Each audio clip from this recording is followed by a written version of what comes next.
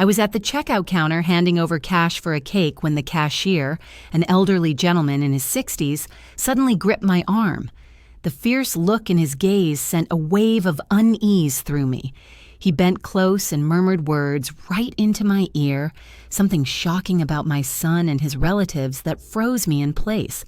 I was stunned, unable to wrap my mind around what he'd just said. Releasing my arm, the man resumed ringing up items like it was business as usual. Yet there I remained, receipts shaking in my fingers, as those phrases echoed relentlessly in my thoughts. I slipped out through the store's rear door, craving some open air and a moment to collect myself. My pulse raced so fiercely it thumped in my ears. Could this random person's revelation really hold truth? Or might it stem from a mix-up by someone unfamiliar with our circumstances? Choosing to conceal myself behind a row of rubbish bins by the lot, I settled in to watch undetected. If the info was accurate, I'd confirm it soon enough with my own sight. I'm Adeline Thorne, 67 years old, and I've spent my days striving to hold my loved ones close. These days, I reside solo in a modest downtown flat, scraping by on a retirement income that hardly meets the essentials. Each month, I tally my funds repeatedly before allocating them, always putting family needs ahead of mine. My sole child, Owen, wed Sienna 3 years back. Right away, she struck me as aloof, but I gave her leeway, figuring it could be mere reserve. Gradually, though, odd patterns in her actions caught my eye, yet I held my tongue to avoid stirring trouble in Owen's union. Sienna's kin had treated me politely from the start, particularly her dad, Leonard. Still, an unease lingered in their glances. They often shared tales of their tight finances, battles to get by, and I'd step in with aid whenever feasible. From my vantage point, I commanded an unobstructed angle on the supermarket's front doors. Owen sat in the vehicle awaiting me, but I now glimpsed the full scene. The cashier's message replayed in my mind without end, a persistent drone. Not even 2 minutes elapsed before a sight emerged that shattered my assumptions about my son's wife's folks. Leonard, Sienna's father, emerged from the primary exit lugging hefty sacks. But these weren't typical market hauls. They hailed from an upscale boutique I'd only ever passed by, a spot beyond my means. The emblem gleamed in gold against the dark fabric of the bags he hefted effortlessly, as if it were routine. My heartbeat quickened. Leonard approached a vehicle stationed mere steps from my shelter. This wasn't the battered old ride they lamented whenever seeking support. Instead, it was a fresh out-of-the-showroom model, sparkling in a pale shade beneath the midday light. The wheels appeared pristine, the finish flawless, without a mark. I observed as he popped the boot and stowed the parcels with deliberate care, like safeguarding treasures. Next, he pulled out his cell and began a chat with an unseen party. Though the words escaped me, his posture exuded calm, the ease of someone unburdened by money woes. In that instant, flashes returned of Sienna phoning Owen for assistance. The narrative never varied. Rent was overdue, aid was required for Leonard's health costs, groceries stretched too thin for the days ahead, and Owen, ever generous, managed to wire funds their way. But the reality unfolding before me clashed utterly with those pleas of hardship. The luxury purchases, the shiny auto, Leonard's at-ease vibe, all flew in the face of the narrative they'd spun for months. A chill crept over me, akin to the prelude to dire news. The cashier's disclosure gained traction, even as I fought full acceptance. Was it conceivable that Sienna's relatives had deceived us all along? Wrapping up his talk, Leonard turned toward the store's doorway once more. He appeared to hunt for an item or individual, his gaze sweeping the lot with precision, ensuring solitude. That wary conduct struck me as deeply off. I opted to linger in cover a bit more. Instinct urged that deeper truths awaited, and given the evidence, dismissal wasn't an option. Full certainty was essential before approaching Owen on the matter. While staying put, my mind drifted to how I'd reached this juncture. That daybreak I'd roused with a blend of thrill and anxiety. Months had slipped by since my last trip to Sienna's. My relatives meant the world to me, and I aimed to leave a positive mark by offering something thoughtful to the gathering. In my modest kitchen, I reached for the jar holding my hard-earned savings, tallied those coins, a routine that stung yet felt essential. I pulled aside the crumpled notes and change I'd scrimped together over weeks, forgoing minor treats such as a pastry from the corner shop or a periodical from the kiosk. The total came to precisely $43.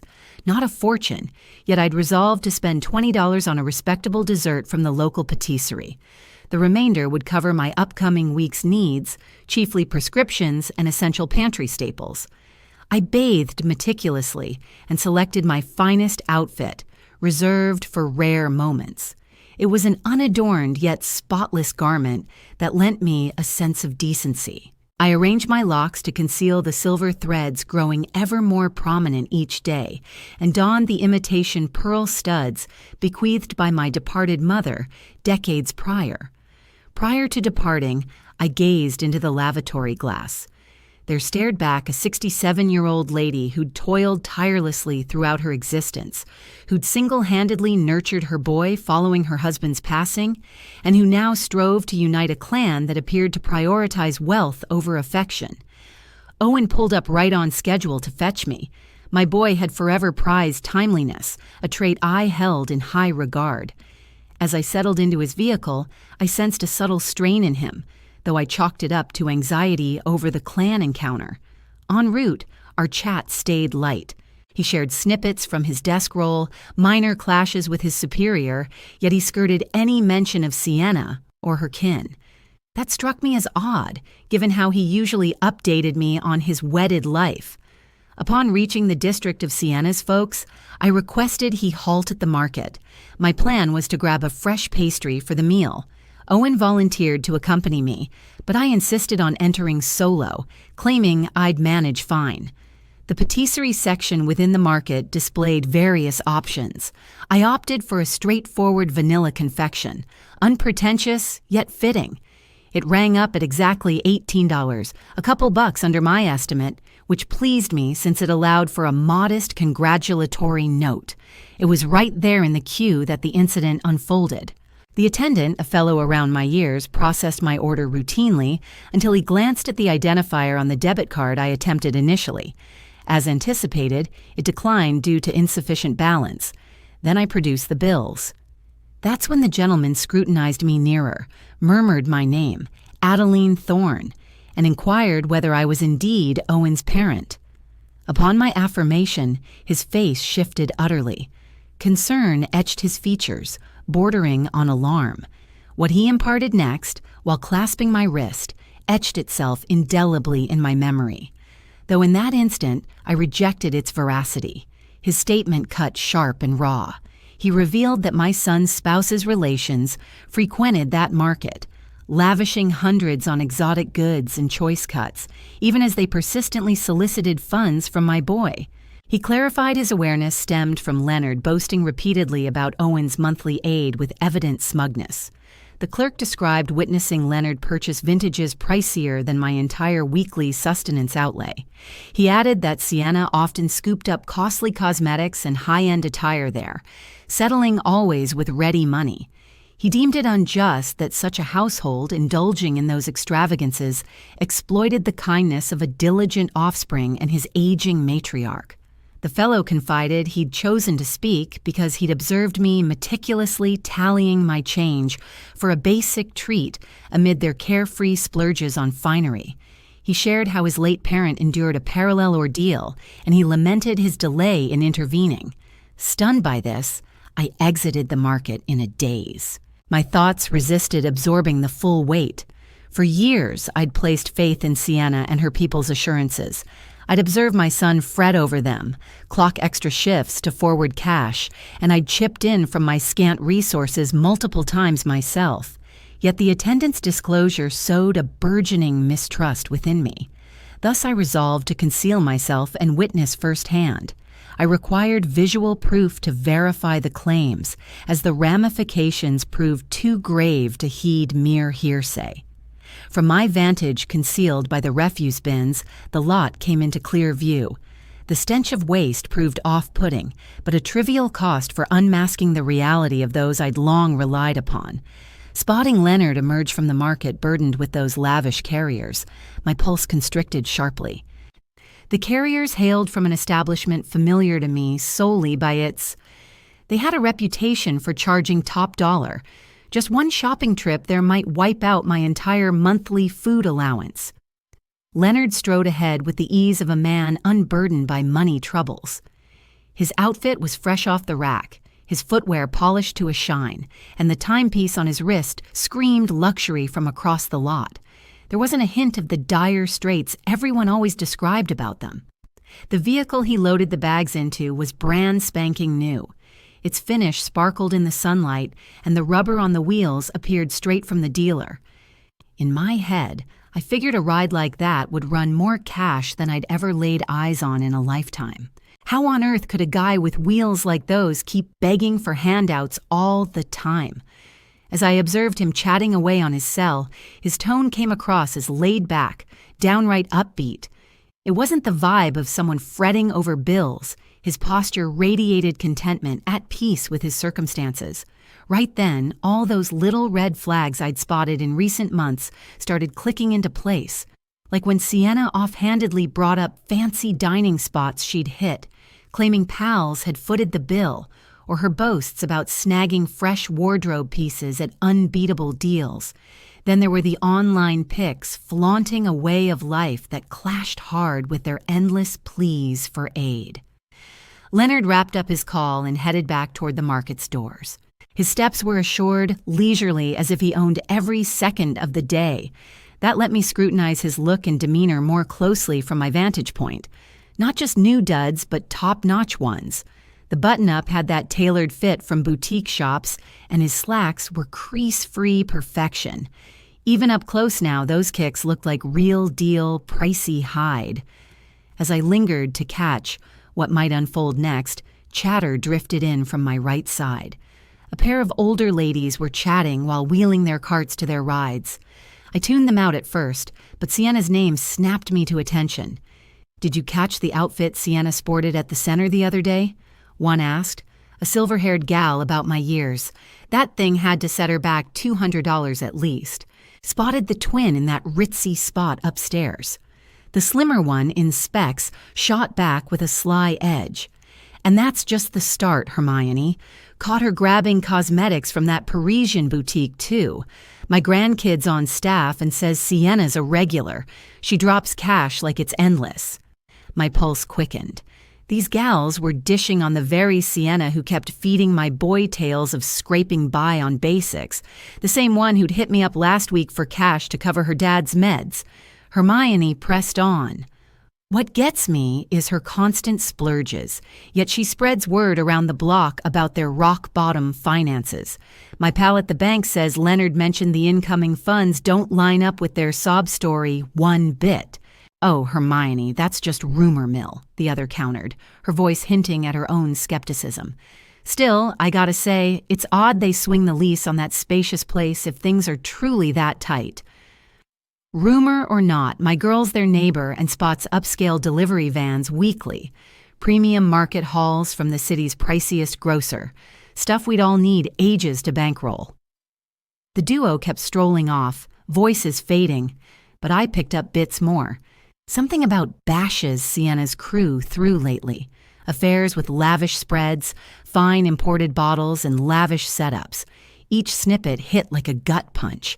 For months, I'd pitied that bunch, fretted over their plight, nudged my son to pitch in when possible, and dipped into my own modest nest egg more than once. I recalled Sienna ringing me up personally, sobbing into the line about scraping together for Leonard's treatment. She'd painted it as pick one, pills or meals, no clue which. I tossed and turned that evening, haunted by their hardship. Come morning, I dashed to the teller, pulled $150 from my rainy day stash, funds earmarked for my own health scare maybe, but handed it over anyway, unable to stomach their pain if I could ease it. Now, overhearing these ladies detail that household's plush existence, I felt like the biggest dupe alive. How could I? Had I really been that oblivious? How could I have missed the clues that everyone else in the area seemed to spot so easily? Leonard emerged from the supermarket once more, carrying a lighter bag this time. He made his way toward his vehicle, pausing to chat with a fellow who was scrubbing a car parked nearby. Their exchange was out of earshot for me, yet both appeared at ease and amicable. The guy conversing with Leonard sported typical labor attire, though it was clear he held Leonard in high regard. His posture indicated that Leonard held a position of influence around here, a figure deserving of esteem, likely tied to his economic standing. Moments later, I noticed Leonard passing something to the man. At that range, it resembled cash. A few notes slipped over casually, without any sign of reluctance. If their household was genuinely struggling as they'd claimed, how was he able to part with money for acquaintances so effortlessly? Right then, my cell buzzed. It was a message from Owen, inquiring about the holdup and why I was lingering so long at the store. I'd utterly spaced on him, still idling in the vehicle, no doubt anxious over my tardiness. I fired back a swift note saying I was heading out, blaming it on an endless queue. Another fib. Deceiving my boy stung, but I required additional moments to absorb all I'd witnessed and overheard. Rushing back to him with my doubts wouldn't do without solid proof. While composing the reply, Leonard wrapped up his talk and slid into his ride. The motor hummed to life with a refined, robust purr, underscoring its premium make and likely fresh off the lot. I observed him pull away from the lot in utter composure, a stark mismatch to the aura of monetary hardship his kin had portrayed. I chose to step from my vantage and approach Owen's spot. For the time being, I had to play it cool, yet my thoughts were already churning, piecing together the odd bits I'd ignored over the past several months, those minor hints that suddenly carried an entirely new weight. Reaching the car, Owen eyed me with worry. "Mom, everything all right?" "You're looking a bit ashen," he added as I dropped into the seat beside him. "Did the checkout take forever?" "Just the crowd at the registers," I assured him, forcing my tone to stay even. "You know weekends at these places." Internally, though, my pulse thundered so fiercely, I feared it might echo for him. Owen fired up the engine and we set off for Sienna's folks' place. Along the drive, I forced some everyday chit-chat, but my brain kept replaying the scenes from the store. Each stoplight and turn edged us nearer to a gathering that now felt utterly transformed in my eyes. "How's Leonard faring at work these days?" I ventured to Owen, aiming for nonchalance. Last chat I had with Sienna, she mentioned it was tough going for him. Owen let out a breath while steering. "Yeah, Mom. Sienna shared that her father's cut back on shifts since his employer's in a bind. That's prompted us to pitch in more over recent months." That detail clashed wildly with the poised, affluent vibe I'd caught from Leonard mere minutes prior. Someone fretting over fewer hours on the job wouldn't splurge in upscale shops or dole out cash to folks in lots. "And how are you holding up with all that, honey?" I probed, glancing at his face via the mirror. "I see you've been pulling plenty of overtime yourself." "Well, Mom, they're family to me now," Owen responded, his voice blending fatigue and acceptance. "Sienna's my spouse, and marriage means taking on the whole clan. If they're in a pinch, it's on me as the in-law to step up." Those sentiments shattered me inside. My thoughtful, diligent son, the one I'd nurtured, was forfeiting his own comfort for relatives who, based on my findings, were exploiting his goodwill. How long before this drained his resources to the breaking point? We pulled into the community where Sienna's relatives resided. It was a cozy suburb with tidy homes and pristine yards. Not the ritziest spot in town, but far from the sort of locale for folks in dire straits. As Owen hunted for parking, I took in a clearer view of the house. A 2-level structure with a spruced-up yard out front and a freshly coated exterior. The panes sported fresh drapes, and the entryway appeared newly updated. "Place seems nicely maintained," I observed, fishing for details. "Weren't you saying they struggled with repair costs?" "Oh, right," Owen said, easing into a spot. "Leonard picked up side gigs on weekends to tackle the priority fixes. He's put in tons of effort to hold it together." The place appeared well maintained. Yet another inconsistency that made no sense. If Leonard was truly pulling double shifts just to get by, when would he squeeze in a trip to a high-end supermarket right in the middle of his workday? Even worse, how could he afford splurges on premium items when all his income was supposedly tied up in fixing up the home? We stepped out of the vehicle and headed toward the entrance.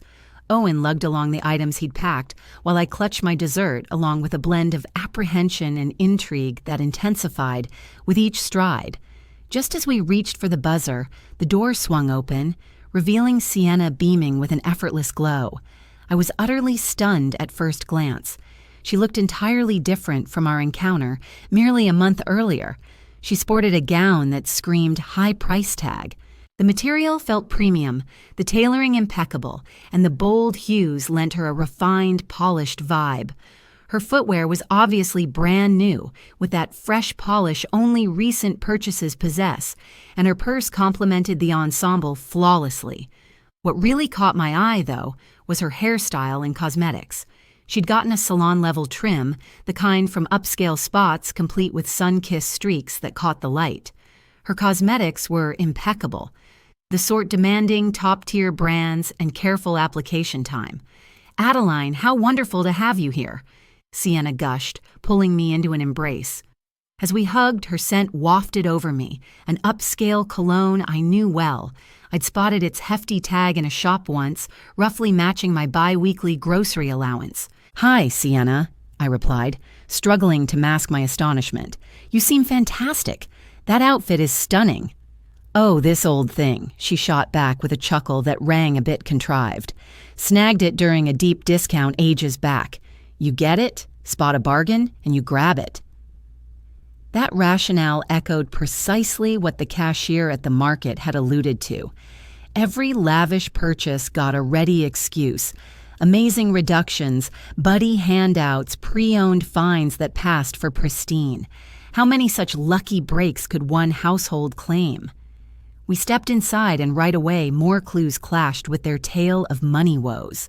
The lounge had undergone a fresh makeover.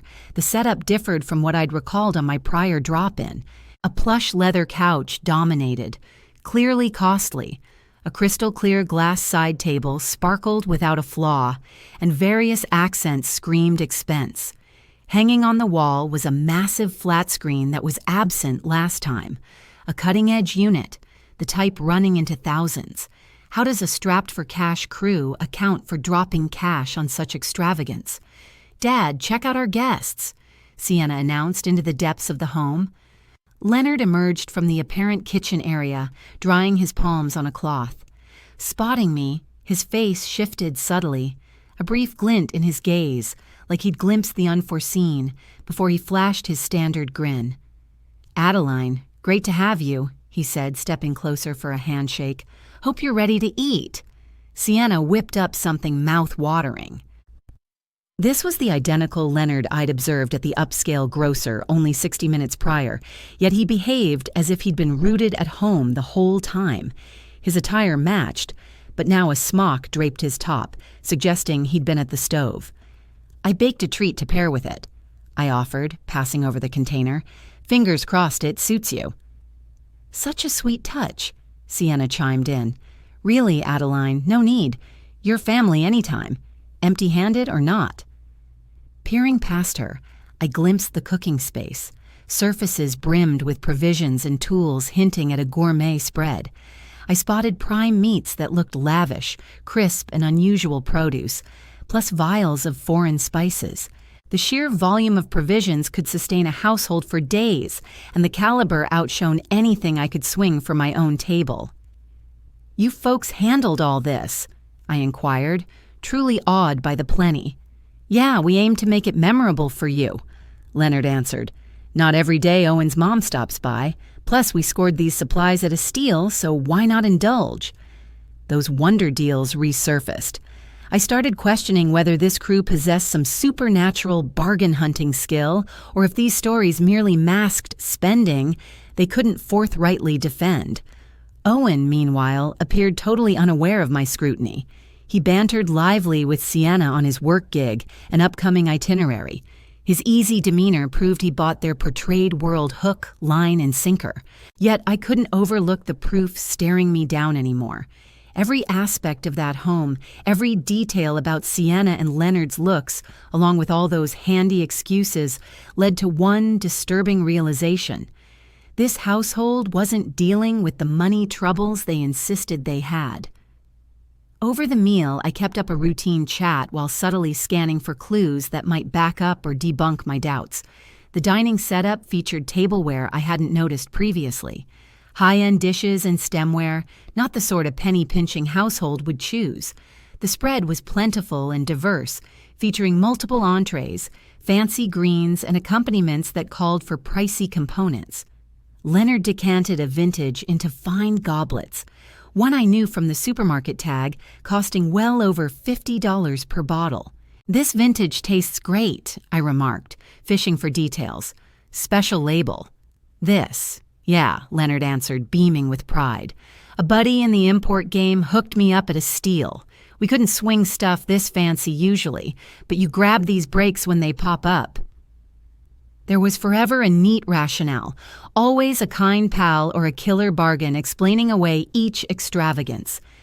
I began questioning just how many helpful contacts a single family could boast and how often those amazing offers really appeared.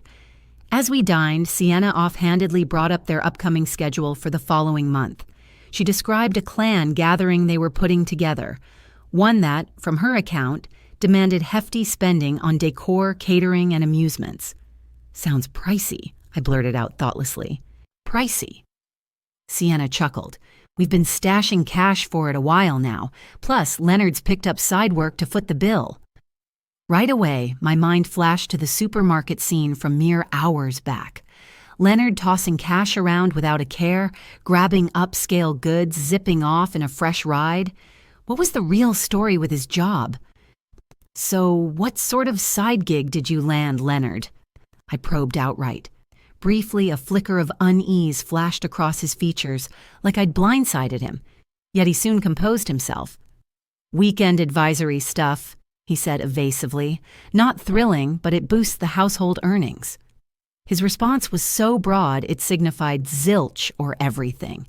Someone genuinely handling weekend gigs would have likely shared more concrete info, particularly from his daughter's mother-in-law. In the midst of talk, Sienna's cell kept buzzing nonstop. Each glance at the display brought a smile that struck me as loaded.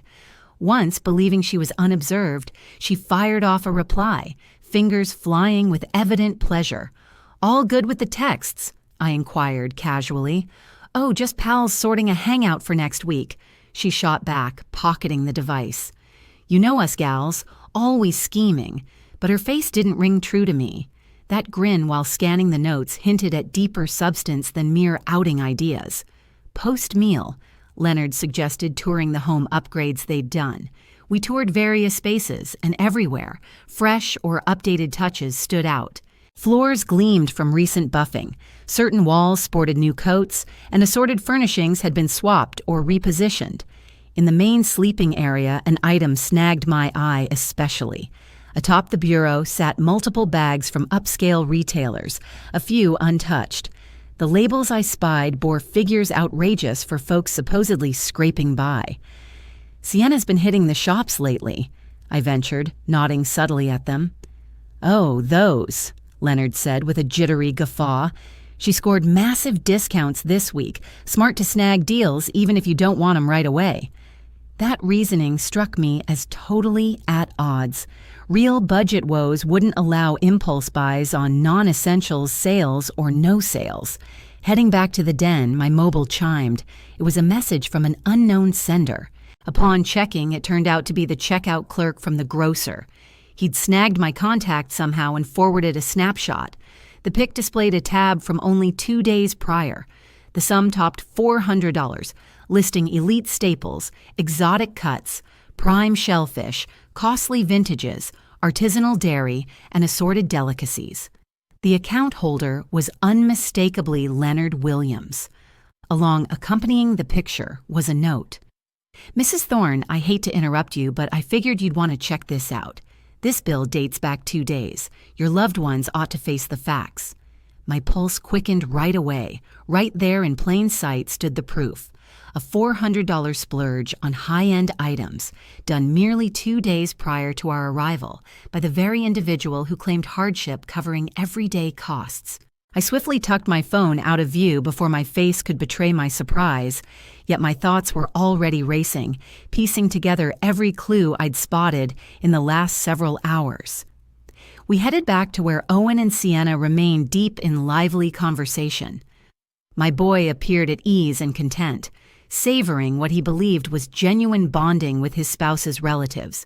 He remained oblivious to the staged act unfolding before him. "Everything all right with you, Mom?" Owen inquired, likely picking up on the shift in my demeanor. "You seem kinda washed out." "Just a bit worn out," I fibbed. "These extended trips aren't my strong suit these days." Sienna promptly suggested brewing me a cup of tea or fetching whatever might perk me up.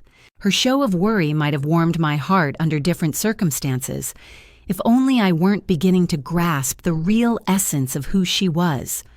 Over the following hour, I kept watching and absorbing, silently noting down each discrepancy, every lavish item that didn't add up, every handy excuse. The tally kept expanding. Sienna's fresh outfits, Leonard's vehicle, the impeccably kept home, the plentiful spread on the table, the pricey vintage, the designer totes, that bill I'd just gotten. What stung deepest, though, was the dawning awareness that this charade had likely persisted for months, perhaps even longer. How much cash had my son wired to these folks? What all had he given up? And what had I sacrificed to aid those who truly didn't require it? At last, when we bid farewell and departed the residence, my resolve was solid. I refused to allow this deception to drag on. My son merited the unvarnished truth, no matter the ache it brought, and I bore the duty to shield him from more deceit. On the ride home, Owen remarked on the enjoyable outing and how thriving Sienna's kin appeared. His remarks pierced me like knives, since I realized I'd soon dismantle that rosy picture with a far grimmer, more disheartening truth. "Sure, they seem in great shape," I responded cautiously, selecting my phrasing with care. Perhaps a tad too prosperous for folks enduring such tough times. That journey back was among the toughest I've endured. Each kilometer distanced me further from the dwelling where I'd uncovered the reality, but drew me nearer in spirit to a choice that would alter our family's world forever. My head swirled with clashing ideas, uncertainties, and mounting fury that I fought to contain. Owen navigated steadily, now and then humming a melody that revealed his upbeat spirit. To him, we just passed a delightful afternoon with his wife's family, enjoying a tasty feast and solidifying bonds. Little did he know his mom had been assembling signs of what looked like a calculated, drawn-out con. "Mom," he said while we idled at a stoplight, "I'm thrilled you're hitting it off so well with Sienna's relatives. I get that you had doubts about our wedding initially, but I bet you see now they're solid folks." His statement shattered me inside. My boy, my sole child, was getting played by those who'd mastered the craft of preying on his kindness. How could I break it to him that the ones he'd trusted with his faith and funds were likely seasoned deceivers? "Owen," I started tentatively, "ever picked up on any oddities in the tales Sienna shares about their money woes?" My son shot me a quick look before fixing his eyes on the road again. "What are you getting at, Mom? Oddities? Like what?" "Well," I pressed on, picking my terms deliberately, "today I saw they've got plenty of recent acquisitions around the place. The TV, bits of furniture, Sienna's wardrobe, all that runs into serious bucks." Owen let out a breath. I could tell my remark had struck a chord. "Mom, I told you. Leonard's been picking up side gigs. Plus, Sienna's a whiz at snagging discounts and steals. Not every shiny thing costs a fortune." "But doesn't it strike you as off that a household begging for aid on essentials can swing all these extravagances right now?" I pushed, aiming for an even keel without blame. "They're not extravagances, Mom," Owen shot back. a hint of protectiveness edging his tone, just essentials they've scraped together through hard work and cutbacks. The TV was used, the furniture a lucky find, and Sienna's stuff came from end-of-season markdowns. Every rationale my son echoed matched word for word what I'd caught from Leonard and Sienna at the meal. It felt like they'd practiced. I crafted these justifications flawlessly, weaving a steady narrative of events that could deflect any awkward inquiry. I chose to shift my strategy. Son, have you come across any bills or papers that back up these amazing bargains? Or have you gone along with Sienna when she uncovers these amazing discounts? The query obviously unsettled him. I noticed his grip firming up a bit on the wheel. Mom, why the interrogation? Sienna's my spouse. If she says she snagged an item at a discount, I take her word for it. Wedlock thrives on faith. His response solidified my growing doubts. Owen had never laid eyes on tangible proof of those alleged steals or side gigs. He was accepting their stories without question, simply because he cherished those close to him. Naturally, son, I murmured gently. Faith is the cornerstone of any union, yet it's wise to shield yourself from folks who could exploit that bond. Are you implying that Sienna and her kin are misleading me?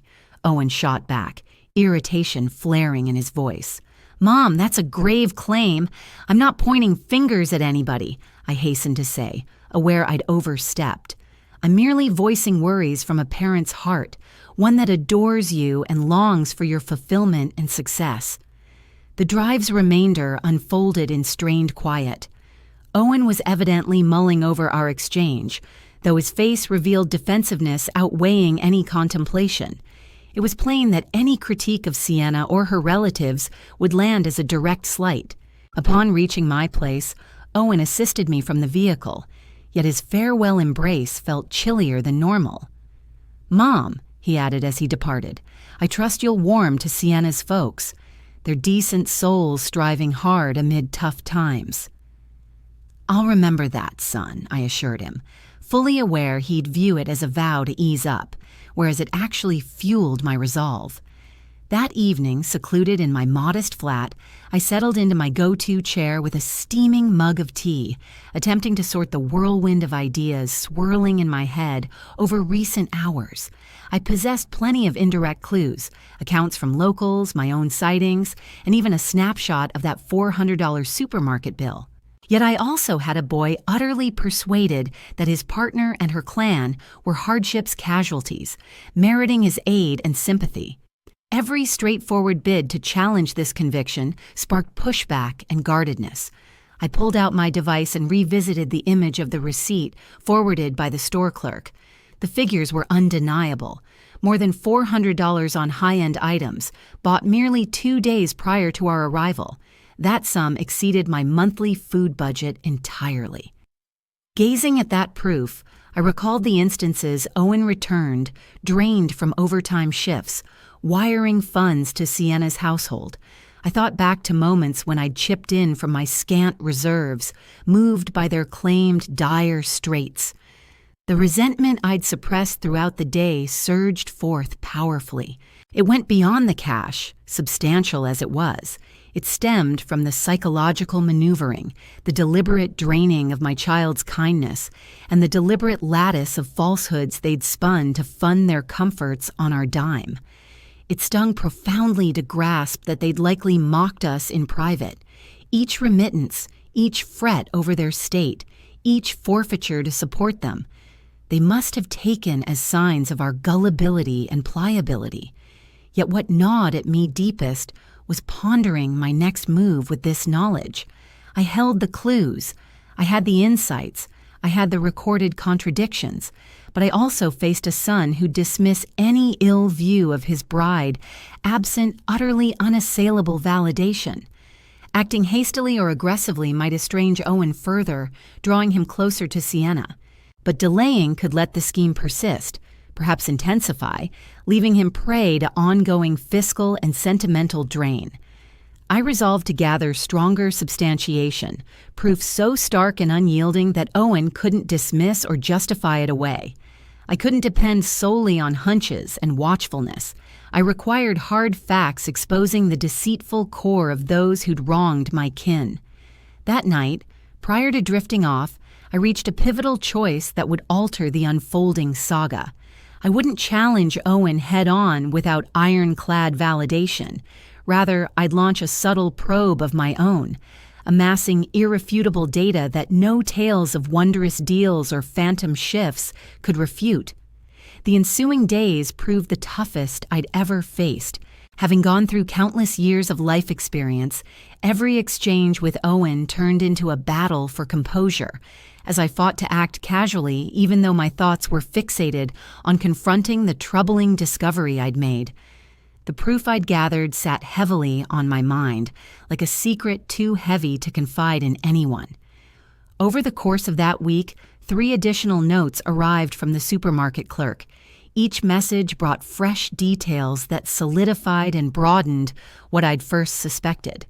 He forwarded images of further bills from buys by Leonard and Sienna over the past few weeks, all revealing lavish outlays on frivolous, high-end items.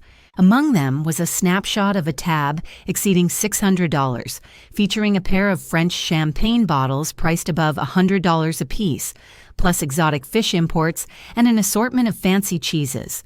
That bill was dated for the very day Sienna had phoned Owen, pleading for quick cash to cover the rent.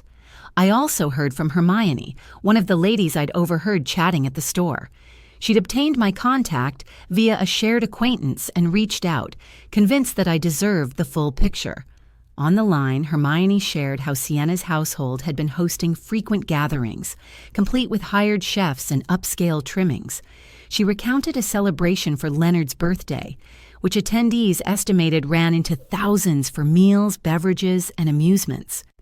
My girl resides right nearby, she added in our talk, and she notices nonstop deliveries of pricey gear, outfits, gadgets, sofas, you name it. This isn't the behavior of folks supposedly drowning in debt. Every fresh revelation chipped away at my resolve to stay quiet. Still, I recognized the importance of choosing the perfect timing and setup to lay it all out for Owen, ensuring it couldn't be brushed off or excused away. That opportunity arose on a Wednesday evening when Owen dropped by after his shift. He appeared utterly worn out and anxious. Probing gently about his troubles, I learned that Sienna had hit him up again for funds due to Leonard's supposed health scare. "It's a routine procedure," Owen said, massaging his forehead amid obvious strain. "The policy won't handle the full bill, so they're short $200 by Friday. I've pulled extra hours non-stop just to scrape it up." That pushed me over the edge. Handing over $200 for an alleged urgent procedure from the very people who'd splurged $600 on bubbly and delicacies mere days prior. No way could I watch my boy keep falling for these twisted deceptions. Taking his hands in mine, I said, "Owen, there's something you must see. But first, understand this comes from a place of deep love, and I can't bear witnessing your suffering." I pulled up my device and displayed the initial image of the $400 charge. His gaze grew wide at the timestamp and sum. Without pausing for his reaction, I scrolled to the rest of the shots I'd accumulated that week. "Mom, what's the source of these?" Owen queried, his face a blend of bewilderment and resistance as he studied them. "And are you certain they're legit?" I detailed my run-in with the cashier, the neighborhood chatter I'd caught, and the insights from our earlier trip. Delivering it all methodically and in sequence, I laid out each element step by step. "There must be some reason for this," Owen pushed back, though his tone carried less certainty now. "Perhaps Leonard earned a bonus, or they got cash from somewhere else." "Sweetie," I responded softly, "these extravagant buys happened right when Sienna begged you for help with everyday costs. Doesn't that strike you as awfully suspicious?" I watched the truth dawn on him gradually. His stare darted from the screen to me, hunting for a way to align this new reality with his long-held trust. On top of that, I revealed the updates on their extravagant soirees. The locals have witnessed their true way of life. It's far from the tale of hardship they've fed you. Owen rose and began striding across my cozy space.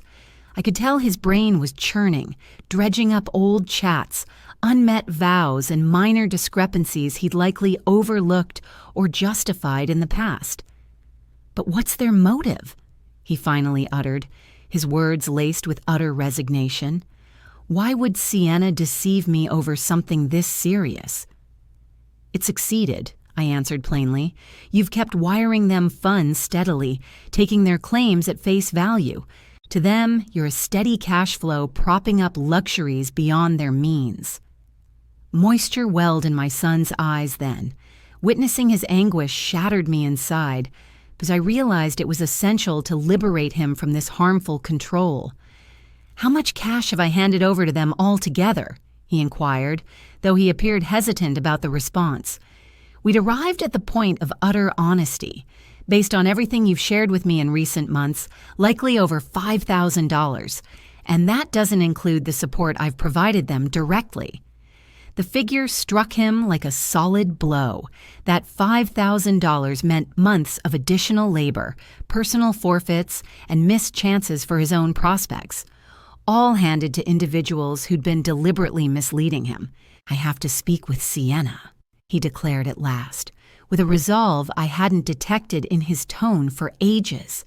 "I must challenge her with these details and get her side of the story. Are you certain you're prepared for that discussion?" I questioned him. "Once you lay out these facts, there's no retreating. Your bond will be altered permanently, regardless of her reply." Owen fell quiet for a few minutes, repeatedly examining the images on my phone. I watched him grappling not just with the monetary proof, but also the heartfelt fallout of betrayal from the woman he cherished. "Mom," he uttered eventually, "thanks for revealing this to me. I realize it was tough for you to choose whether to disclose it, but you made the correct call. I had to learn the reality." I embraced him firmly, experiencing both ease and anxiety over the upcoming developments. The reality had surfaced at last, yet the toughest challenge lay ahead, dealing with the repercussions of years of deceit and coercion. "What's your plan from here?" I wondered. "I'm heading back home this evening, and I'll initiate a deeply serious dialogue with my spouse," Owen answered, with a steadfastness absent for months. "And based on her words, I'll reach some major choices about our path forward." That night, Owen departed my place with a purpose I hadn't witnessed in him for months. I remained alert far into the night, sleep evading me, pondering the outcome of the clash between my son and his partner. I understood the following hours would prove pivotal for our family's destiny. At 2 a.m., my phone buzzed. It was Owen, and his voice carried a stark shift when I picked up. A blend of anguish, fury, and what seemed like liberation colored it. "Mom," he began abruptly, "you were spot on about it all, without exception." "What went down, son?" I probed, though his inflection already hinted that the exchange hadn't favored Sienna. Upon arriving home, I chose to investigate a few items prior to addressing her. I entered our bedroom and sifted through her belongings, an action I'd never taken before due to my full trust in her. What I uncovered rendered me mute. Owen described discovering multiple shopping bags concealed in the wardrobe, originating from high-end boutiques, with bills indicating hundreds of dollars spent on apparel and adornments. He also located jewelry Sienna had never donned, tags intact bearing their initial costs. But the gravest discovery, Mom, lay elsewhere. Inside her handbag, there was a ledger where she'd recorded every sum she'd solicited from me across the last 2 years. Each falsehood, each crisis, each fabricated tale appeared listed like a professional endeavor. My spirit plummeted upon hearing this. The affair proved even more dire than I'd envisioned. They hadn't merely falsified their finances, they'd maintained a meticulous log of their scheme, treating it like a valid enterprise. And what further details hid in that ledger? I inquired, dreading the reply. "Schemes to demand additional funds," Owen responded with acrimony. She'd jotted that the upcoming pretext involved a $1,800 dental crisis for her mother, plus entries on tactics to induce guilt in me should I question her or probe excessively. The ruthless scheming repulsed me. These weren't errors or mix-ups. It constituted a deliberate ploy crafted to prey on my son's kind nature. "And when did you present all this to her?" I pressed. "Initially, she attempted to refute it entirely," Owen went on. "She claimed the acquisitions were presents from acquaintances. The ledger merely tracked domestic costs, and I was misconstruing it all. But once I displayed the snapshots you captured of the market bills, her approach shifted dramatically. In what way? She erupted in rage. She screamed that I had no authority to rummage her possessions, that my relatives had never truly welcomed her, and it stemmed from your meddling by planting doubts in my mind. She labeled you a nosy mother-in-law intent on wrecking our union." Those barbs stung, yet they didn't shock me.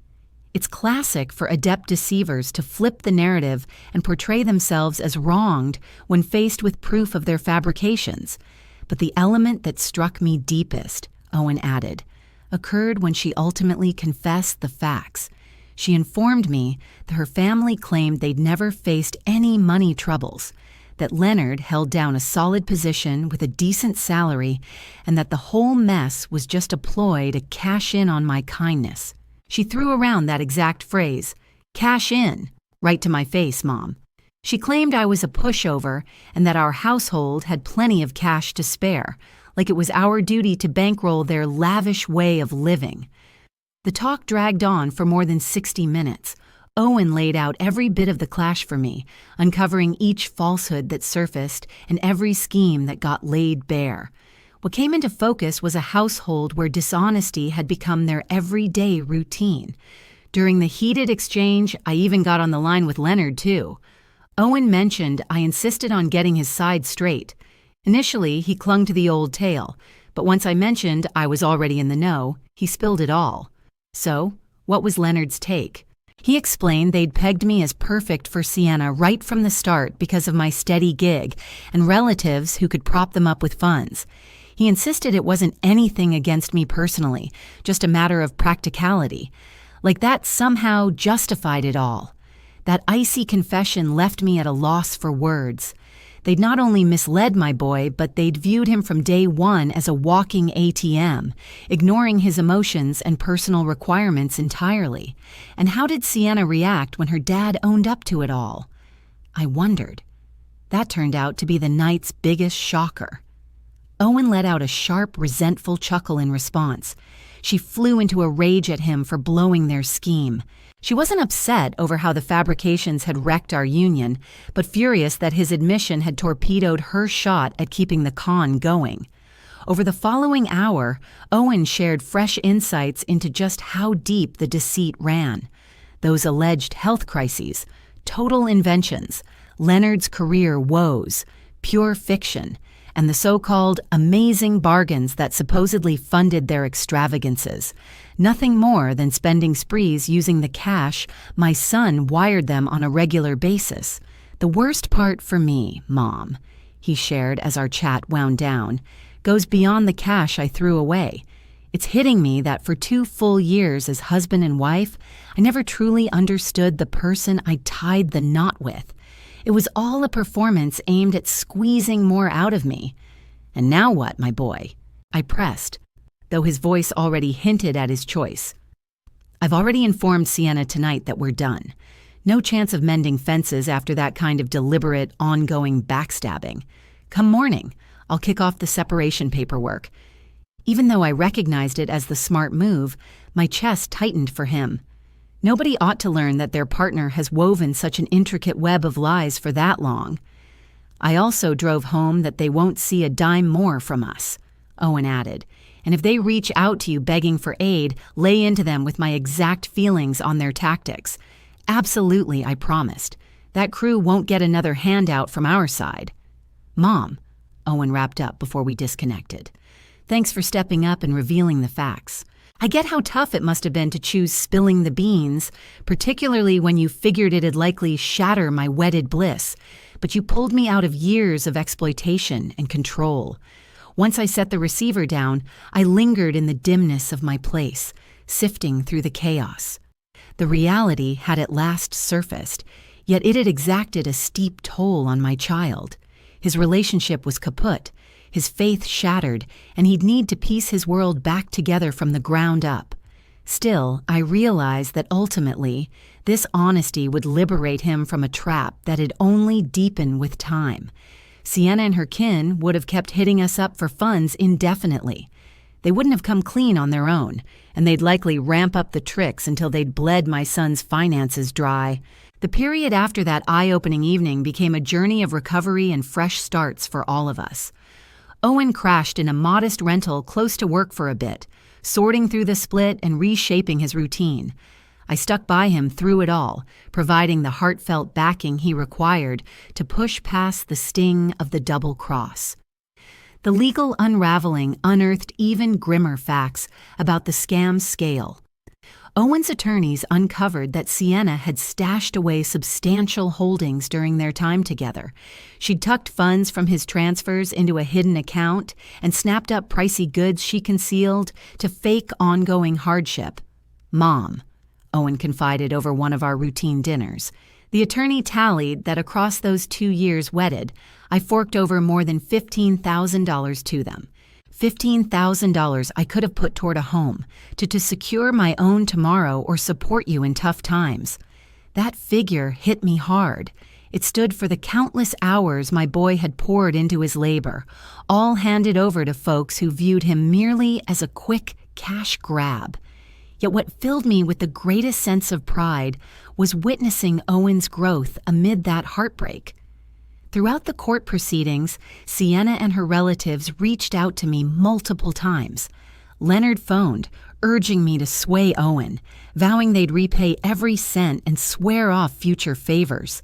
His pleas rang with urgency, yet I'd grown sharp to their tricks. "Leonard," I said on our final chat I bothered with, "you had 2 years to come clean with my son. Instead, you picked deception, control, and betrayal. Now deal with what you've wrought." Sienna made one last push at persuasion by dropping by my place unexpectedly one afternoon. She wore plain attire, face bare of cosmetics, aiming to appear fragile and sorry, but her ploys were familiar by then. "Adeline," she uttered through what looked like practiced sobs, "we messed up. I get that, but I truly cared for Owen. Things spiraled, but harming him was never our intent." "Sienna," I answered with a steadiness that caught even me off guard, "genuine affection doesn't involve ongoing falsehoods and deliberate schemes. Yours wasn't affection. It was using someone, wrapped in affection's guise." She kept shifting tactics. First the sorry offender, then the frantic spouse, next the would-be family fixer eager to heal bonds. Each ploy just reinforced her real character, as I'd long suspected. "The cash you siphoned from my son goes beyond dollars," I clarified. "It meant his faith, his prospects, his faith in those he cherishes. You can't reclaim that with regrets or vows." At last, after over 60 minutes of fruitless wheedling, Sienna dropped the act. Her face hardened, and she snapped icily, "I always figured you were the real issue in this union. Owen could have been content without your interference." "Perhaps," I shot back evenly, "but content while fooled and drained. I'd rather see him briefly down but liberated than joyful yet taken advantage of." Following that clash, Sienna and her kin went silent forever. Hermione shared that they relocated from the area shortly after, likely fleeing the shame as word of their schemes spread. Owen's healing unfolded slowly yet steadily. Initially, he berated himself for such naivety. Over time, though, he came to see his open-heartedness and faith not as flaws, but as strengths preyed upon by the ruthless. "Mom," he shared over dinner close to his fresh digs, "reflecting on it all, I've grasped a key lesson. Kindness needs smarts to guide it, and faith should be built and nurtured, not tossed out recklessly." Freed from wiring funds to Sienna's clan, Owen set about mending his wallet. He launched a nest egg, poured into career growth, and finally savored minor indulgences, guilt-free after years of restraint. He even aided my setup, pressing cash on me for essential gadgets, and dropped by oftener with premium eats we relished cost-free. Funny, isn't it? He mused while we dined on his purchase one day. I fretted over aiding a household that didn't require it, ignoring how you, who could have benefited from more aid, never demanded a thing. His words touched me profoundly. In Sienna's grip, I'd seen him wear down fulfilling endless cash calls, all while I bit my tongue on my hardships to spare him extra strain. Half a year post-split, Owen struck a fresh equilibrium. He'd grown wary minus bitterness, sharper yet still open to those worthy of his reliance. "Mom," he said on a Sunday park stroll, "thanks once more for braving the reveal. I know weighing in or staying out tore at you." "Son," I responded, "a parent's duty is shielding her kids. Pain be damned. It's not only about adoring you, it's ensuring those you adore merit you." The market clerk, Eli by name, unexpectedly wove into our world as a positive force. He stopped by one day to check on outcomes, and we chatted endlessly on voicing out against wrongs, no matter the awkwardness. You know, Mrs. Thor Eli had shared with me right before departing. My own mother faced something comparable back then, and nobody dared to reveal the reality to her. By the time it all surfaced, she'd already squandered her entire savings. That's the reason I chose to speak up with you. Certain realities sting, yet keeping quiet inflicts even greater damage. Looking back now on the sequence of events, I experience a blend of sorrow over the hardships my boy endured, alongside profound admiration for the resilience he displayed in confronting the facts and choosing wisely. I've come to realize that genuine familial affection occasionally demands the bravery to voice harsh realities, to tackle awkward circumstances, and to safeguard our loved ones, regardless of whether it shatters the comforting delusions they cling to.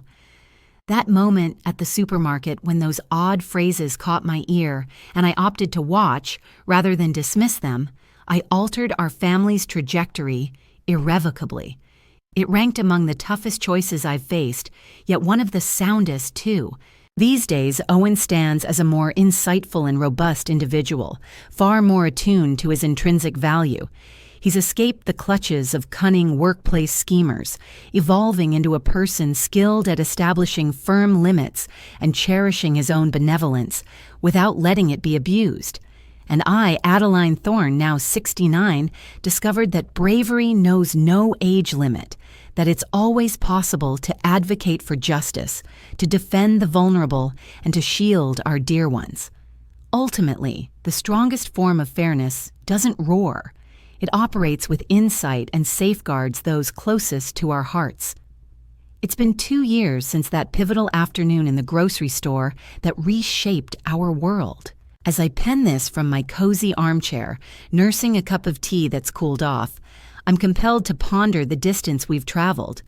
Owen tied the knot once more just 6 months back. His fresh spouse, Regina, is a diligent and straightforward lady he encountered at work. What endears her to me most isn't merely her openness in all her actions, but how she honors the bond between my son and me. She's never attempted to wedge herself into our dynamic or displayed any curiosity about our household funds. On her initial visit for supper at my place, Regina arrived with supplies so we could prepare the meal side by side. "Adeline," she said while we chopped the produce, "I need you to understand I'll never solicit funds from you or Owen. I value earning my own necessities and being upfront about my means." Her candor brought tears to my eyes, not just for its sincerity, but because it highlighted the scars left by the ordeal with Sienna. In the wake of the split, for several months, whenever we crossed paths with newcomers, I'd scrutinize their intentions and hunt for hints of deceit. Recovery proved challenging for us both. Owen navigated bouts of melancholy, doubting his relational instincts. There were evenings he'd ring me, wondering aloud if he'd ever regain full faith in others. "Mom," he'd confide in those midnight chats, "how do I know I won't get duped once more? How do I tell apart real affection from mere opportunism?" Those talks shattered me, revealing the toll Sienna's duplicity had exacted, not only on his wallet, but on his core capacity to believe in people. Still, I took solace in witnessing his gradual restoration of self-assurance, now tempered with greater maturity and discernment. In the initial year post-divorce, Owen crafted what he termed his validation process. Prior to offering financial aid, he'd request proofs, consult various contacts, and pause to assess the reliability of their narratives. Initially, I worried he might have grown overly skeptical, but as months unfolded, I saw he'd merely struck an equilibrium between his innate kindness and newfound pragmatic savvy. He stopped dispersing cash on sheer sentiment, opting instead for deliberate, logical scrutiny. This strategy proved invaluable when a colleague sought assistance for an alleged kin crisis. Rather than wiring funds on the spot, Owen demanded health records and contacted the cited facility himself. The tale unraveled as fiction, with the colleague angling for gambling stakes. Mom, he recounted to me upon uncovering the ruse, a couple of years prior, I'd have transferred the cash blindly. Today I grasp that checking facts isn't suspicion. It's a shield against those preying on goodwill. As for myself, I too grappled with the aftermath's emotions. For weeks, guilt gnawed at me for delaying my intervention, musing on the funds we might have preserved with earlier action. Yet through time and reflection, I accepted that my timing was spot on, armed with solid proof to persuade. The supermarket clerk who first tipped me off eventually became a cherished ally to our clan. He and his spouse, Marlene. They drop by often, and over time, we've forged a real bond rooted in our common principles of integrity and reciprocal aid. You see, Adeline, during one of his drop-ins, Eli shared with me, "The thing I respect most in all this is the way you dealt with the reality. Plenty of folks might have caused a fuss, shouted, or plotted payback, but you just laid out the details and allowed the facts to speak for themselves." That comment prompted me to think deeply about a key lesson I'd gained from the ordeal. Quiet composure often carries more weight than loud retaliation. I never aimed to harm Sienna or her relatives. I merely ceased letting them cause us pain. Hermione, the neighbor who'd shared extra insights about Sienna's clan, evolved into a trusted companion too. She showed me that our ordeal wasn't rare, that numerous households endure such tactics, particularly when the kids are open-hearted and unsuspecting. My son-in-law is in the social work field, she mentioned in one of our chats, and he explained how these sorts of kin-based cons happen far more frequently than most realize. Some individuals have made preying on generous family members their full-time scheme. This viewpoint reassured me that we weren't unusually gullible or silly. We'd just been easy marks for those skilled at twisting feelings and blood connections. The monetary toll from the ruse was substantial yet handleable. Owen figured we'd shelled out about $15,000 altogether, factoring in my input plus a few loans he'd extended that went unpaid. But as soon as the cash stream to that household dried up, our budget bounced back swiftly. Freed from those regular payouts, Owen managed to set aside funds for a deposit on a modest home. He invited me to move in with him and Regina, though I like keeping my autonomy in my place, now upgraded with nicer furnishings and gadgets that he wouldn't take no for an answer on. "Mom," he said as he hauled in the fresh fridge, "all those years I saw you scraping by pennies while I wired hundreds to folks who had no real claim. Now it's time you got what you've earned." Regina has proven to be more than a solid partner for Owen. She's a thoughtful addition to my family as well. She doesn't vie for his attention over me and always loops me into their household choices and outings. The contrast with Sienna's demeanor is so stark that it occasionally feels unreal that they're both part of this life. Just last month, Regina let me in on their news. They're due to welcome their first baby. That announcement sparked a deep, untainted happiness in me that I hadn't known for ages. This little one, boy or girl, will be raised in a setting where truthfulness and moral fiber are core. a far cry from the web of deceit and control that might have surrounded Owen if he'd stuck with Sienna. I hope our baby gets to know you as the grandma who bravely safeguarded our loved ones, Regina whispered, squeezing my hand. Owen's filled me in on everything, and I'm truly in awe of your actions. Every now and then, I ponder what might have unfolded if I'd never ducked behind those garbage bins to spy on Leonard. How much longer could the charade have dragged on? Would Owen have uncovered it eventually by himself, or stayed trapped in the exploitation forever? I'll likely never get those answers. But one thing I'm certain of is that summoning the resolve to confront harsh realities ranks among our top duties to those we cherish. Over these past 2 years, I've mulled over the warnings I overlooked for ages. The minor inconsistencies that piled up, the excuses that seemed too tidy, how Sienna always spun a flawless tale for whatever came up. Looking back, I see that my parental gut had been signaling alarms for months, yet I'd pushed those suspicions aside to avoid stirring trouble. I've come to realize that preserving harmony in the family can't mean tolerating its abuse. At times, the boldest expression of care involves sparking the friction needed to shield your nearest and dearest. Now, at 69, I sense a wisdom and resilience I haven't felt in ages. It's not just from pulling my son out of a toxic mess, but from showing myself that bravery has no expiration date, that defending justice and guarding your kin is always timely.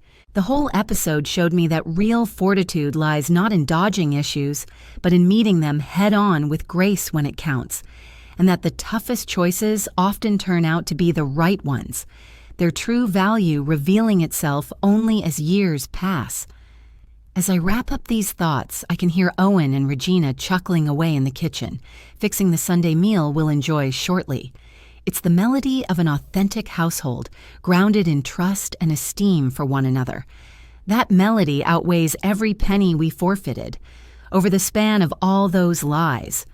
Ultimately, what truly counts isn't the cash we offer, but the real connections we foster and cherish, and nobody can ever strip that from us.